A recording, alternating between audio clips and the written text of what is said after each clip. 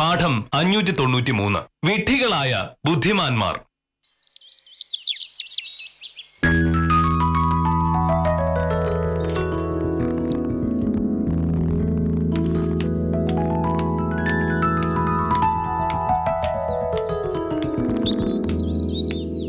ചായ. പത്രത്തിൽ എന്തൊക്കെയുണ്ട് മോഹനന്റെ വിശേഷം? പത്രത്തിൽ ഒരുപാട് വിശേഷങ്ങളുണ്ട്. അരമണിക്കൂറിനുള്ളിൽ ഞാൻ ഈ പത്രം വായിച്ചു തീർക്കും. അത് കഴിഞ്ഞ് നിനക്കും വായിക്കാം. അരമണിക്കൂർ കഴിഞ്ഞ് എനിക്ക് പത്രം വായിച്ചുകൊണ്ടിരിക്കാനാണോ നേരം? മോഹനേട്ടൻ ഓഫീസിൽ പറഞ്ഞു വിട്ടിട്ട് വേണം എനിക്ക് എന്റെ കാര്യങ്ങൾ നോക്കി റെഡിയായി കോടതി പോവാൻ. ചുരുക്കി പറഞ്ഞാൽ നിനക്ക് പത്രം വായിക്കാൻ സമയമില്ല. പത്രം വായിക്കാൻ താല്പര്യമില്ലാത്ത സകലരും പറയുന്ന ന്യായമാണിത്. ജോലി തിരക്ക് കാരണം സമയം കിട്ടുന്നില്ല എന്ന്. ദിവസത്തിൽ 18ഉം 20ഉം മണിക്കൂർ ജോലി ചെയ്യുന്ന മന്ത്രിമാർ ദിവസവും 3ഉം 4ഉം പത്രങ്ങൾ വായിക്കാറുണ്ട്. പിന്നെ നിനക്ക് താല്പര്യമുള്ള വിഷയങ്ങൾ വളരെ കുറച്ചല്ലേ പത്രത്തിലുള്ളൂ. കൊലപാതകം, ബലാത്സംഗം, പിടിച്ചുപറി, മോഷണം, ഇതൊക്കെയല്ലേ നിന്റെ ഇഷ്ട വിഷയങ്ങൾ. രാവിലെ എങ്ങനെയെങ്കിലും എന്നെ ചൊറിയുക എന്നുള്ളതാണ് മോഹനന്റെ ഉദ്ദേശം എന്നുള്ള കാര്യം എനിക്ക് മനസ്സിലായി. പക്ഷേ ആ ചൂണ്ടയിൽ കൊത്താതെ രക്ഷപ്പെടാനുള്ള ബുദ്ധിയുള്ളത് കൊണ്ട് ഞാൻ രക്ഷപ്പെടും. മോഹനേട്ടൻ ഇവിടെ ഇരുന്ന് പത്രം വായിച്ച് പഠിക്കൂട്ടോ. ഞാൻ അടുക്കള എന്റെ ജോലി നോക്കട്ടെ.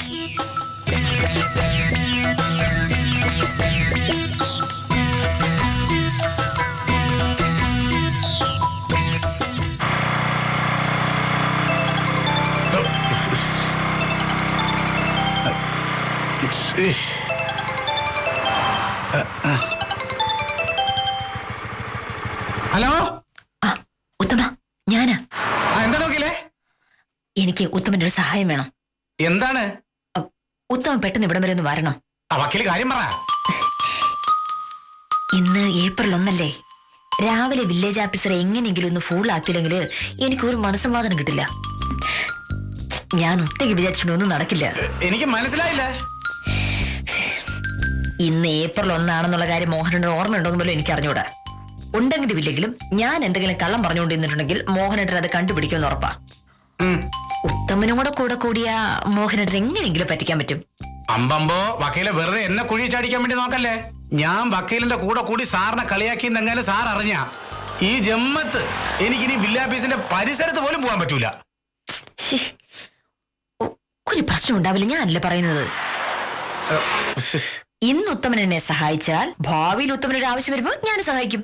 എന്നാലും അത് എന്താണെന്നറിയാം വക്കീലെ. ഒരെന്നാലും ഇല്ല ഉത്തമ. ഉത്തമൻ ഇത് ഇത്രയും ചെയ്താൽ മതി. ഒരു 10 മിനിറ്റ് കഴിയുമ്പോ നേരെ ഇങ്ങോട്ട് വരണം. വില്ലേജ് ഓഫീസിലെ കാഞ്ചനെ പോലീസ് പിടിച്ചു എന്ന് പറയണം. എന്തിന്? കൈക്കൂലി വാങ്ങാൻ നോക്കിയപ്പോ രാവിലെ വിജിലൻസുകാരെ വീട്ടിൽ നിന്ന് പിടിച്ചു എന്ന് പറഞ്ഞാ മതി. ആന്ന് സാറ് വിശ്വസിക്കില്ലേ? അത് വിശ്വസിക്കാനുള്ള വഴി ഞാൻ വേറെ ചിലത് ചെയ്ത് വെച്ചോളാം. ഉത്തമൻ ഇപ്പം ഇത് മാത്രം ചെയ്താൽ മതി. അത് വേണോ വക്കീലെ? വേണം. ദേ, ഉത്തമന് എന്റെ വക ഒരു ഗംഭീര സമ്മാനം വെച്ചിട്ടുണ്ട്. ഇന്ന് തന്നെ അത് കൈ കിട്ടും. ദേ, ഒരു 10 മിനിറ്റിനപ്പുറം പോവല്ലേ. വക്കീലെ, അത് നമ്മള് പറയുന്ന കേക്ക് ഉത്തമ. Hello hello.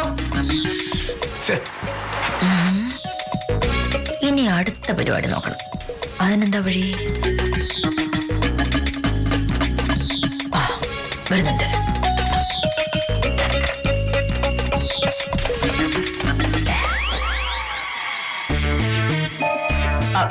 എന്റെ പൊന്നിശങ്കരൻ കുടിച്ചേട്ടാ, സർക്കാർ ഓഫീസ് ആവുമ്പോ അങ്ങനെയൊക്കെ തന്നെയല്ലേ. ആർക്കും 10 പൈസ കൈക്കൂലി കൊടുക്കാതെ ഒന്നും നടക്കില്ല. നമ്മുടെ കാര്യങ്ങൾ സാധിക്കണമെങ്കിൽ ഞാൻ പറഞ്ഞ കടലാസുകളൊക്കെ ശരിയാക്കിയിട്ട് വരണം. അതിന് കൈക്കൂലി കൊടുക്കണമെങ്കിൽ കൈക്കൂലി, വേറെ എന്തെങ്കിലും വഴിയുണ്ടെങ്കിൽ അങ്ങനെ. ഓ ശരി. ഇന്ത്യൻ ശിക്ഷാ നിയമം വായിച്ചു പഠിച്ച ഒരു വക്കീൽ നിയമം ലംഘിക്കാൻ ഒരു കക്ഷിയെ ഉപദേശിക്കുന്നു. നിയമപ്രകാരം കൈക്കൂലി കൊടുക്കുന്നതും വാങ്ങുന്നതും കുറ്റകരമാണെന്ന് നിനക്കറിയില്ലേ? എന്റെ മോഹനേട്ടോ, ഇതൊക്കെ ചുമ്മാ പറയാൻ കൊള്ളാന്നല്ലേ ഉള്ളൂ. നമ്മുടെ നാട്ടിലെ സകല സർക്കാർ ഓഫീസുകളിലും എന്തെങ്കിലും കാര്യം നടക്കണമെങ്കിലേ കൈക്കൂലി കൊടുത്തേ പറ്റൂ. ഇപ്പൊ നീ പറഞ്ഞത് വിവരക്കേട്.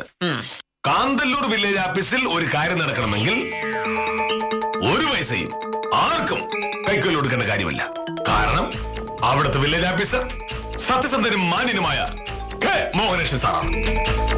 വില്ലേജ് ഓഫീസർ മാത്രം സത്യസന്ധനായിരുന്നാ പോരല്ലോ, ആ ആഫീസിലെ വേറെ പലരും ഇഷ്ടം പോലെ കൈക്കൂലി വാങ്ങുന്ന കാര്യം നാട്ടിപ്പാട്ടാ. ഒരിക്കലുമില്ല. ആ നാട്ടിൽ അങ്ങനെ ഒരു പാട്ട് ആരും പാടുന്നില്ല.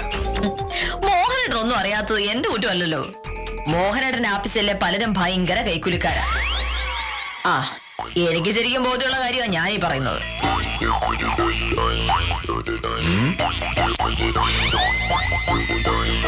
തർക്കം ജയിക്കാനായി എന്തും പറയാന്നോ? ആഹാ.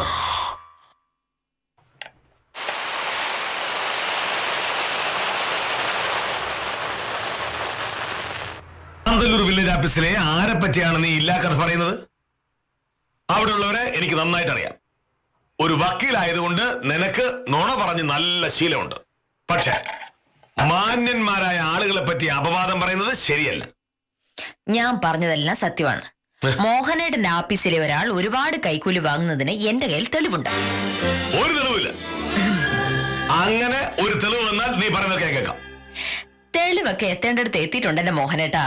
ഒടുവിൽ കൂട്ടത്ത് ജോലി ചെയ്യുന്ന ഒരാള് വിജിലൻസ് പിടിച്ചുകൊണ്ട് പോയി എന്നുള്ള വാർത്ത കേൾക്കുമ്പോഴേ മോഹനേട്ടന്റെ ആഫീസിൽ നടക്കുന്ന കാര്യങ്ങളൊക്കെ മോഹനേട്ടൻ അറിയും. നീ ഇങ്ങനെ വളച്ചേട്ടാതെ ആരുടെ കാര്യമാണ് പറയുന്നത് പറയൂ. അത് വഴി അറിയുമെന്ന് ഞാൻ പറഞ്ഞല്ലോ. ആ ഞാനിപ്പോ ഒരാളുടെ പേര് പറഞ്ഞിട്ടുണ്ടെങ്കിൽ മോഹനേട്ടൻ പറയും അത് ഞാൻ വെറുതെ പറഞ്ഞുണ്ടാക്കുന്നതാണെന്ന്. മോഹനേട്ടൻ എന്നെക്കാട്ടിലും വിശ്വാസം മോഹനേട്ടൻ ആഫീസിലുള്ളവരെ അല്ലേ? കാരണം നീ ഒരു വക്കീലാണ്. ഓ എന്റെ ആഫീസിലുള്ളവർ റവന്യൂ വകുപ്പിലെ സത്യസന്ധനായ ജീവനക്കാരും. അപ്പോ നീ പറയുന്നത് ഞാൻ എങ്ങനെ വിശ്വസിക്കും? അറിയാത്ത പിള്ള ചൊറിയുമ്പോൾ അറിയും എന്നൊരു ചൊല്ലുണ്ട് നമ്മുടെ മലയാളത്തിൽ. മോഹനേട്ടൻ ചൊറിഞ്ഞിട്ടേ കാര്യങ്ങളൊക്കെ അറിയൂ. ഉത്തമൻ വന്നു. ആ നീ വന്ന് ഉത്തമനോട് ചോദിക്കേ വില്ലേജ് ഓഫീസിലുള്ളവരെ പറ്റി. ഒരു ദിവസം 2 പ്രാവശ്യമെങ്കിലും എന്തെങ്കിലും കാര്യത്തിന് ആഫീസിൽ വരുന്നവനാണ് ഉത്തമൻ. ഉത്തമൻ മോഹനേട്ടൻ പറഞ്ഞല്ലേ പറയുള്ളൂ. ഉത്തമന് മോഹനേട്ടനെ കൊണ്ട് ഒരുപാട് ആവശ്യങ്ങളുള്ളതല്ലേ. ഞാൻ പറഞ്ഞ കാര്യത്തിനുള്ള തെളിവ് ഇതൊന്നും അല്ലാതെ ഞാൻ തന്നെ ഉണ്ടാക്കിയോളാം. ഇപ്പൊ മോഹനേട്ടൻ പോയി ഉത്തമൻ വന്നു എന്തിനാന്ന് ചോദിക്കേ. ചെല്ല് ചെല്ല്.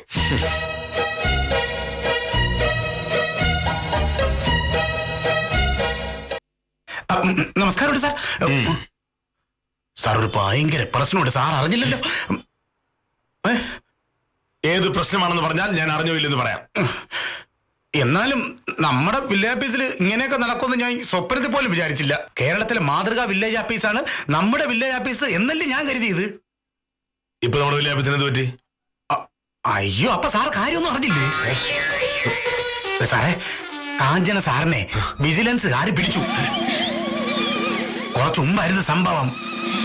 ഏതോ പോക്ക് വരവന്റെ പ്രശ്നത്തിൽ കാഞ്ചന സാറ് ആരോടോ കൈക്കൂലി ചോദിച്ചു. മോഹനകൃഷ്ണ സാറിന് വേണ്ടിയാണ് കാശ് എന്നുകൂടി പറഞ്ഞപ്പോ ആവശ്യക്കാരന് സംശയമായി. അയാൾ പറഞ്ഞു ഇന്ന് രാവിലെ കാശ് വീട്ടിൽ കൊണ്ടുവന്ന് കൊടുക്കാന്ന്. എന്നിട്ട് അയാൾ ഈ കാര്യം വിജിലൻസിനെ അറിയിച്ചു.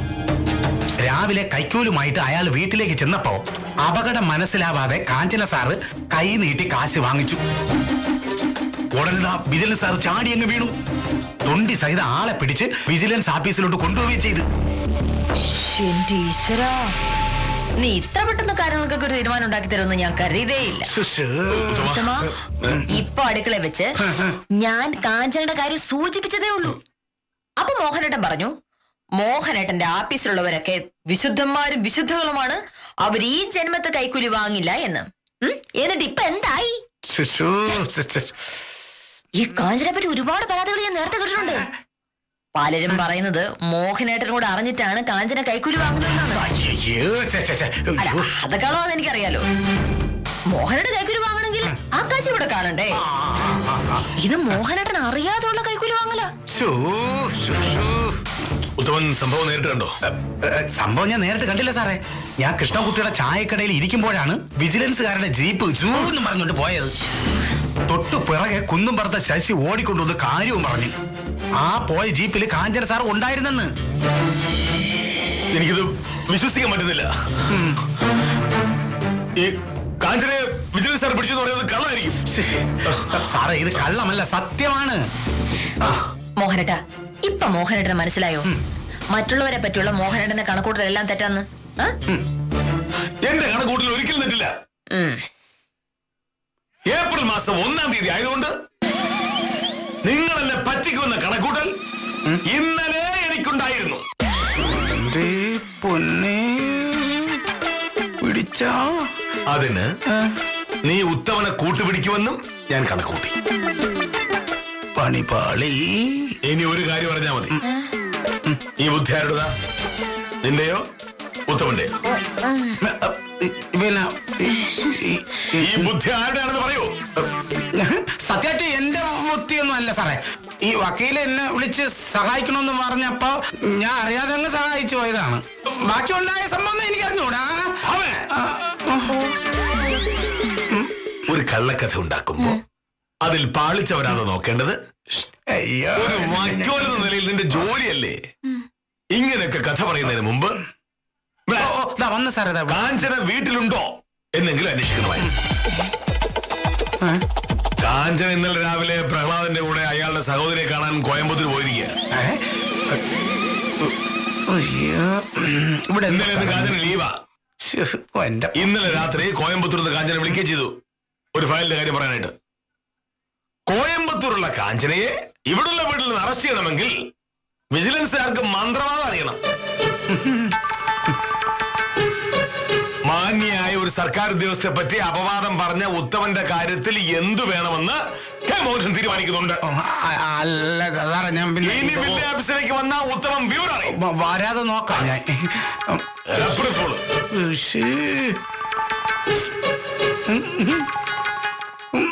വക്കീലെ കാഞ്ചന സാർ എവിടെ ഉണ്ടോന്ന് പോലും അറിഞ്ഞൂടാതാണ് വക്കീല് കളിക്കിറങ്ങിയത്. ഇനിയിപ്പോ ഞാൻ തോന്നിയും എനിക്കാണെങ്കിൽ 100,000 ആവശ്യങ്ങളുണ്ട് വില്ലേജ് ഓഫീസില്. ഞാൻ കരുതിയോ കാഞ്ചന ഇവിടെ ഇല്ലാന്ന്. സംഭവം കൊണ്ട് വില്ലേജ് ഓഫീസർ ശരിക്കും പേടിച്ചു കഴിയുമ്പോ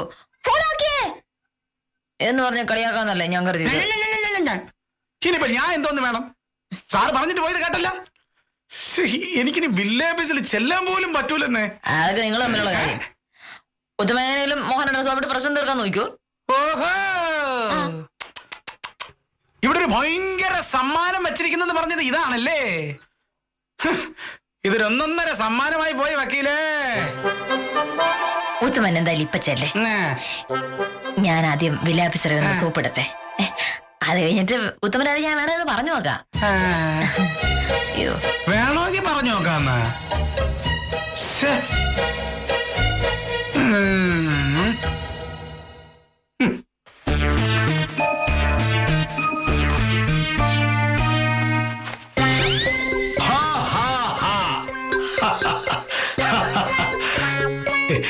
ഇത്രയും ബുദ്ധിയില്ലാത്ത നീ എങ്ങനെയാ കോടതിയിൽ കേസ് വാദിച്ച് ജയിക്കുന്നതെന്നാ എനിക്ക് മനസ്സിലാവാത്തത്.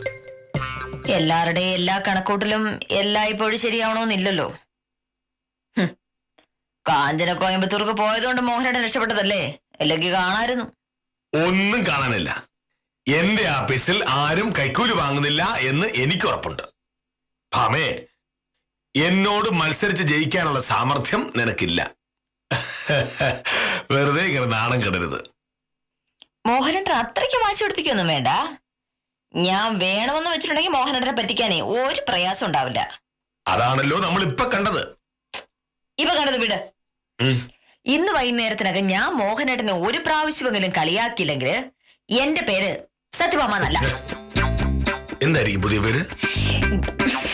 പുതിയ പേരിന്റെ ആവശ്യം വരുന്നില്ലല്ലോ. ഈ പന്തയത്തില് ഞാൻ ജയിച്ചിരിക്കും. യാതൊരു കാരണവശാലും അതുണ്ടാവില്ല. കാരണം എന്നെ പറ്റിക്കാനുള്ള ബുദ്ധി നിനക്കില്ല. അത് നമുക്ക് നോക്കാലോ. എന്ത് മത്സരത്തിന് ഞാൻ തയ്യാറാണ്.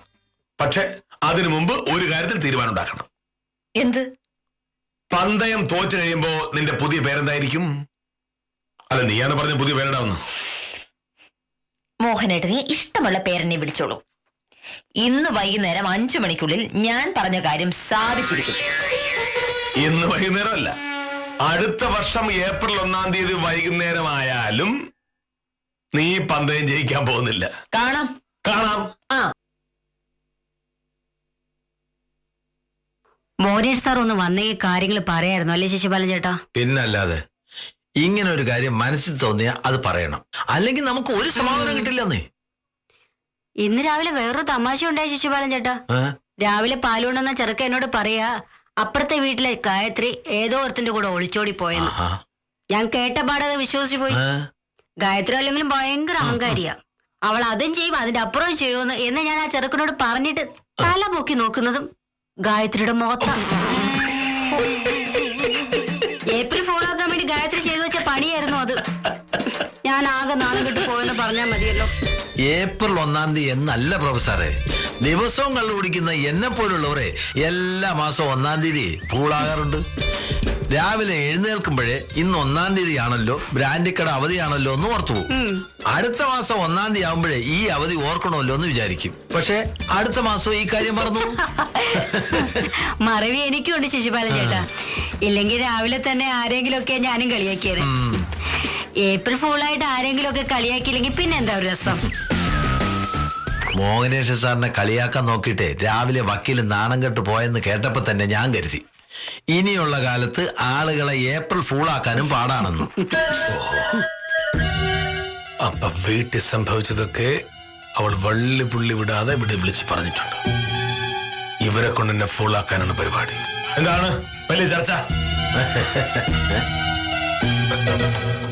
നമസ്കാരം സാർ. നമസ്കാരം. താലൂക്ക് ഓഫീസിൽ കൊടുക്കാനുള്ള കടലാസൊക്കെ ശരിയാക്കി വെക്കാൻ പറഞ്ഞിരുന്നു. ശരിയാക്കിയോ? അതൊക്കെ ശരിയാക്കി സാർ. പക്ഷേ എന്ത് പക്ഷേ?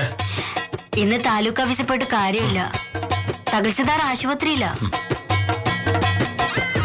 തഹസിൽദാർ രാവിലെ നടക്കാൻ പോയപ്പോ കാള കുത്തി. കാള കുത്തിയോ?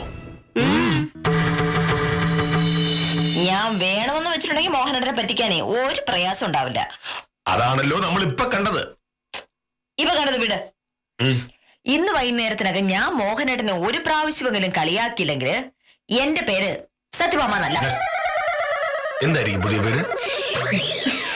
പുതിയ പേരിന്റെ ആവശ്യം വരുന്നില്ലല്ലോ. ഈ പന്തയത്തില് ഞാൻ ജയിച്ചിരിക്കും. യാതൊരു കാരണവശാലും അതുണ്ടാവില്ല. കാരണം എന്നെ പറ്റിക്കാനുള്ള ബുദ്ധി നിനക്കില്ല. അത് നമുക്ക് നോക്കാലോ.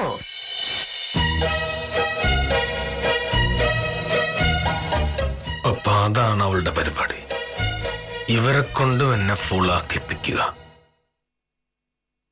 തഹസിൽദാറെ കുത്തിയ കാളയുടെ പേരെന്താ? കാളയ്ക്ക് എങ്ങനെ പേരെന്തെങ്കിലും ഉണ്ടോ സാറേ? ചില കാളകൾക്ക് പേരുണ്ടാവും. തഹസിൽദാറെ കാള കുത്തിയകാരൻ നിങ്ങളെ വിളിച്ചു പറഞ്ഞത് ആരാണ്? തഹസിൽദാർ തന്നെ. ആ തഹസിൽദാരുടെ പേര് സത്യഭാമ എന്നാണല്ലോ. ശരി, അപ്പൊ തഹസിൽദാരെ വിളിച്ചു ചോദിക്കൂ കാളയുടെ പേരെന്താണെന്ന്. അല്ല സാർ, അത് എന്താ തഹസിൽദാരെ വിളിക്കാൻ പറ്റില്ലേ? പറ്റും. എങ്കിൽ വിളിക്ക. ഇവരെ ഒന്ന് ശരിയാക്കി കൊടുത്തേ പറ്റൂ. ശിശുപാല, കാളകുത്തിയ കാര്യം പറഞ്ഞ ആ തഹസിൽദാരെ വിളിക്കൂ. എനിക്ക് സംസാരിക്കാനാ. സാർ അല്ല സാർ. എന്താ ഒരു മടി? വിളിക്കോ. വിളിച്ചിട്ട് ആ ഫോൺ എനിക്കൊന്ന് തരണം. വിളിക്കോ സാർ. വിളിക്ക്.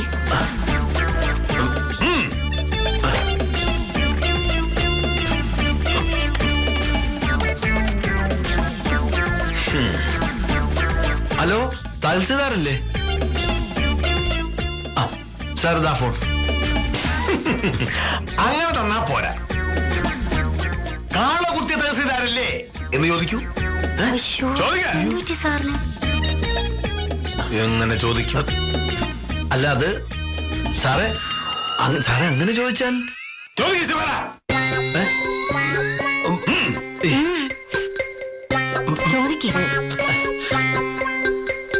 കാളകുത്തിയ തഹസിൽദാരല്ലേ? അല്ല സാർ, ഞാൻ പറഞ്ഞതല്ല. മോഹനേഷ് സാർ ചോദിക്കാൻ പറഞ്ഞോണ്ട് ചോദിച്ചതാ. സാറിനെ കാളകുത്തിയ കാര്യം പറഞ്ഞപ്പോ മോഹനേഷ് സാർ ചിരിക്കുക. ഞാൻ കൊടുക്കാം സാർ, കൊടുക്കാം. സാർ തഹസിൽദാരാ. മാ സാർ. സാറേ തഹസിൽദാരാ. സാറേ ഞാൻ കൊടുക്കാന്ന് പറഞ്ഞു പോയെന്ന്.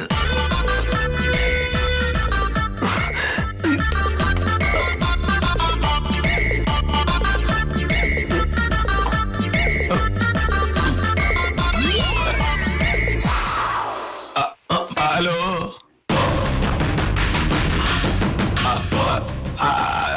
അതെ അല്ലല്ലല്ലല്ലല്ലല്ലല്ലല്ലല്ലല്ലല്ല. ഞാൻ കരുതി ഏപ്പിൾ പുളാക്കാൻ വേണ്ടി ഈ ശിശുവിനെ എന്നെ പറ്റിച്ചാണെന്ന്. ക്ഷമിക്കണം സാർ. ഇപ്പൊ എങ്ങനെയുണ്ട് സാർ? സാറെവിടെ കുത്തിയാണ്? കാളെവിടെ കുത്തിയത്? അയ്യോ ശരിതാ.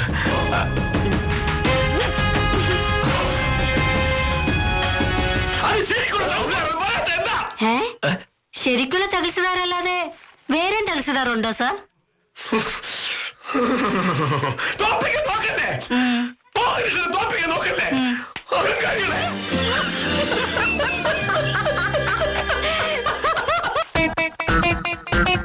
ചുരുക്കി പറഞ്ഞാൽ ലോകത്തിലെ ഏറ്റവും ബുദ്ധിമാനായ മനുഷ്യൻ ഒടുവിൽ ഒരു പമ്പര വിഡ്ഢിയായി. എന്റെ മോഹനേട്ടാ, ഞാൻ രാവിലെ ഒരു ചെറിയ വാശി കാണിച്ചെന്ന് വെച്ച് ഇത്രയും വലിയ അക്രമം കാണിക്കുന്നൊരിത് കഷ്ടായി പോയില്ലേ? നീ രാവിലെ എന്തൊക്കെയാ പറഞ്ഞത്? ഇന്ന് വൈകുന്നേരത്തിനകം എന്നെ പറ്റിച്ചില്ലെങ്കിൽ എനിക്ക് ഇഷ്ടമുള്ള പേര് എന്നെ വിളിച്ചോളാൻ പറഞ്ഞില്ലേ? അപ്പൊ ഞാൻ കരുതി നീ അത് കാര്യമായിട്ട് പറഞ്ഞാണ്. രാവിലെ മോഹനേട്ടനെ കളിയാക്കാൻ നോക്കിട്ട് അത് പൊളിഞ്ഞപ്പോൾ ഉണ്ടായ ചമ്മൽ കാരണമല്ലേ ഞാൻ അങ്ങനെയൊക്കെ പറഞ്ഞത്. അല്ല അതിനകത്തൊക്കെ വല്ല കാര്യമുണ്ടോ? അല്ലെങ്കിൽ തന്നെ ഈ വീട്ടിൽ വെച്ച് ചെറുതായി കളിയാക്കുമെങ്കിലും പുറത്തൊരു സ്ഥലത്ത് വെച്ചോ ഓഫീസ് വെച്ചോ ഞാൻ മോഹനേട്ടനെ കളിയാക്കുമെന്ന് മോഹനോട്ട് തോന്നുന്നുണ്ടോ? എന്തായാലും എന്നെ പറ്റിക്കാന്നുള്ളത് നിന്റെ പന്തയം പൊളിഞ്ഞ സ്ഥിതിക്ക് ഇനി എനിക്ക് നിന്നെ എന്തുവേണേലും വിളിക്കാം. എന്ന് വെച്ചാ എന്തുവേണേലും വിളിച്ചോളാം നീ പറഞ്ഞല്ലേ? ശരി, പന്തയം ഞാൻ തോറ്റു. മോഹനേട്ടൻ എന്താണ് എന്നെ വിളിക്കാൻ പോകുന്നത്? വിളിക്കട്ടെ? വിളിക്ക്.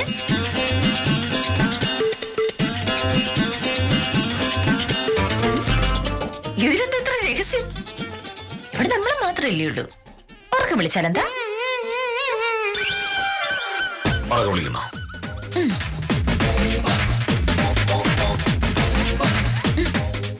പിന്നെ വിളിക്കാം. വിഡ്ഢിയാവാതിരിക്കാൻ ശ്രമിക്കേണ്ടത് ഓരോരുത്തരുടെയും ഉത്തരവാദിത്തമാണ്. പക്ഷെ വിഡ്ഢിയാകാതിരിക്കാനുള്ള ശ്രമം കൊണ്ട് മാത്രം വിഡ്ഢിയായി പോകുന്നത് കഷ്ടമാണെന്ന് പറയാതെ വയ്യ. ബുദ്ധിമാന്മാരായിരിക്കാൻ ശ്രമിച്ച് വിഡ്ഢികളാവുന്ന എല്ലാവർക്കും ഹൃദയം നിറഞ്ഞ വിഡ്ഢിദിനാശംസകൾ നേർന്നുകൊണ്ട് ഇന്നത്തേക്ക് വിടാം. കാര്യനിസാരം തുടരുന്നു.